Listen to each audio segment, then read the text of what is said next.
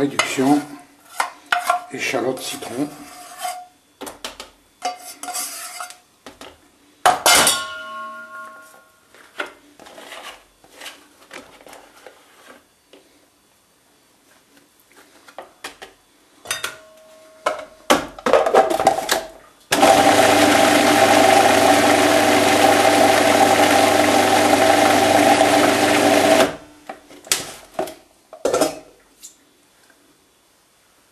Donc le poivre n'a pas été mis, avec un petit peu de poivre blanc.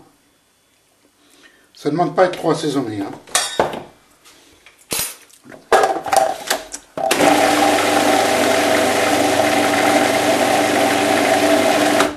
Voilà.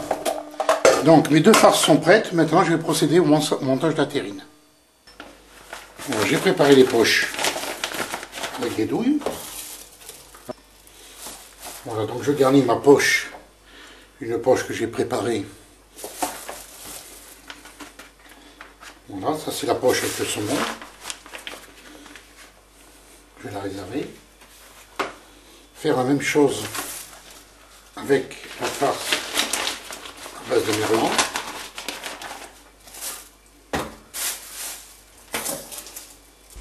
Notez bien que cette terrine de poisson est faite avec du saumon et du merlan. Mais nous pourrions utiliser des crustacés, des coquillages et voire des poissons d'une plus grande valeur. Là, ce qui compte, c'est surtout la technique de montage. Chaque couche fait environ 2 cm d'épaisseur. Les douilles utilisées sont numéro 10, voire numéro 12. Voilà pour la première couche.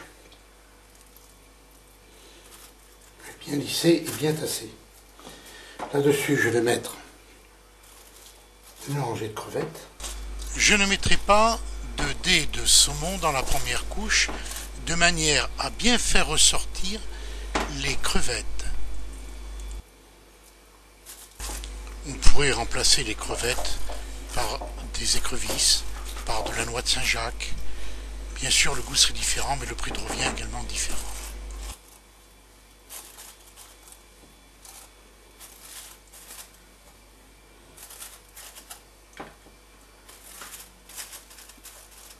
Et ensuite, je vais mettre la farce de saumon, où je commence à mettre, on va mettre des petits marquants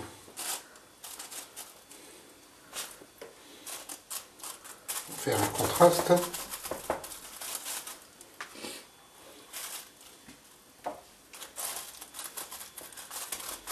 Bien les enfoncer dedans. À nouveau mes crevettes.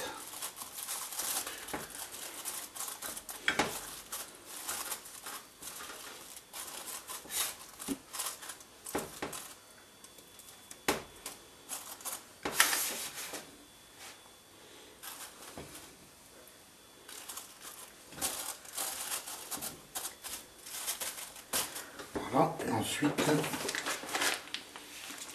on revient avec la farce à base de merlan.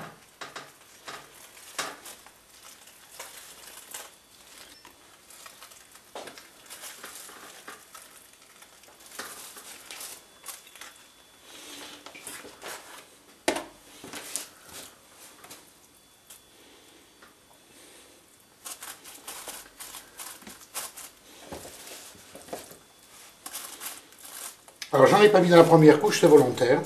C'est pour que les crevettes ressortent bien, mais on aurait pu en mettre. Voilà, donc bien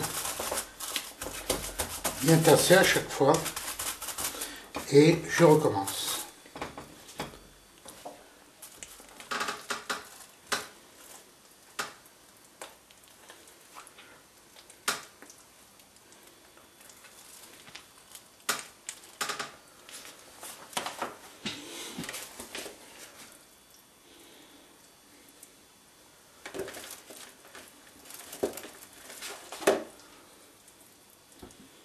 Alors, ces petits dés vont apparaître à la coupe. Voilà, on termine comme ça. Alors certains mettent la peau du saumon par-dessus. Bon, moi je ne suis pas partisan.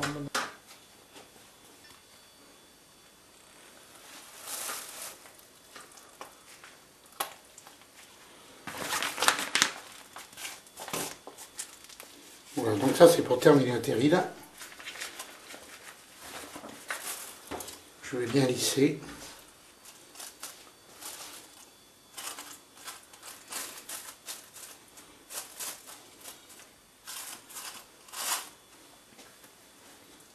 Voilà.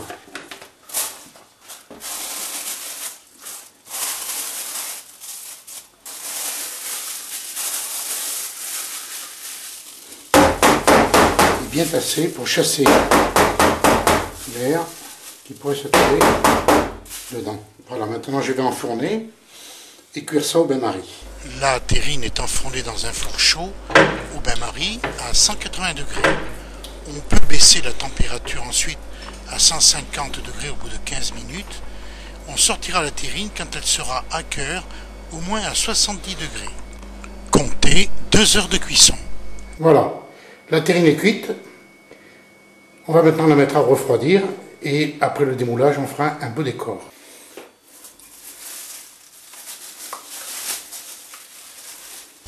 La terrine, comme vous allez pouvoir le constater, se démoule toute seule grâce au film nylon.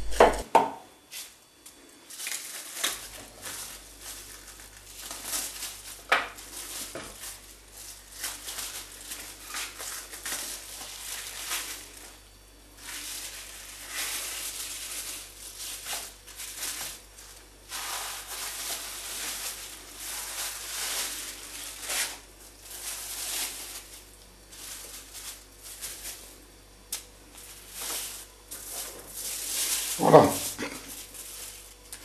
Ma terrine est démoulée. Comme vous pouvez le constater, elle se démoule très facilement, compte tenu que j'ai mis un film.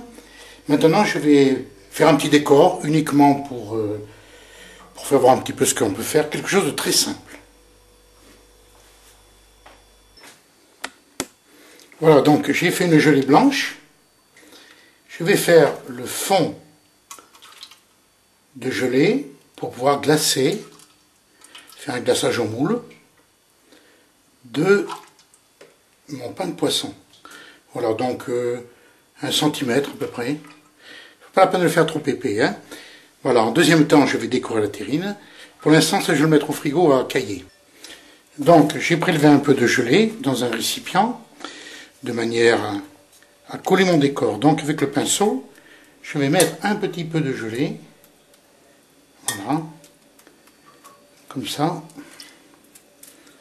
Et là-dessus, je vais coller mon décor.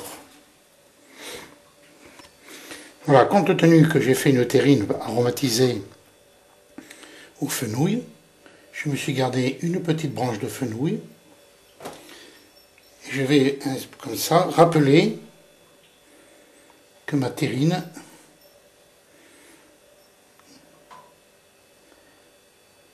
a été parfumée au fenouil.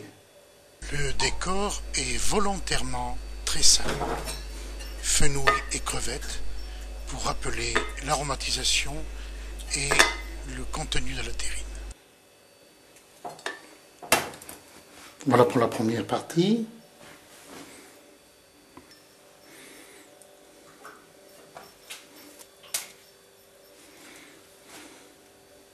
Voilà. Je fais quelque chose de très très simple. Bien entendu, les crevettes ont été décortiquées. Alors bien entendu, ce décor, on présentera la terrine décorée comme cela. Les éléments de décor seront retirés au moment de couper les tranches de terrine.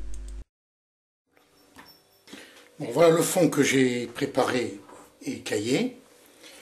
Ma gelée qui n'est pas trop chaude est prête. Je vais donc mettre un peu de gelée dedans. Alors je me suis mis sur une plaque parce qu'il y a grande chance que ça déborde. Et ici mon pain de poisson, j'ai décoré très simplement avec les produits que j'avais sous la main. Donc voilà. Je vais retourner Laissez glisser tout doucement dans la terrine. Voilà. Je vais combler avec ma gelée. Voilà, donc, même si ça déborde un petit peu, voilà. Je vais le mettre à cailler en chambre froide. Voilà, mon pâté est bien caillé. Je vais maintenant le démouler.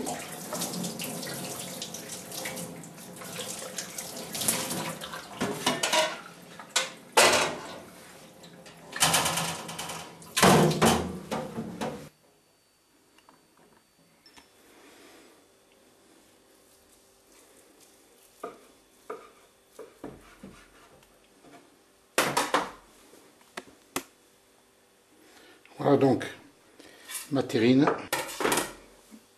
Je vais maintenant la mettre sur plat.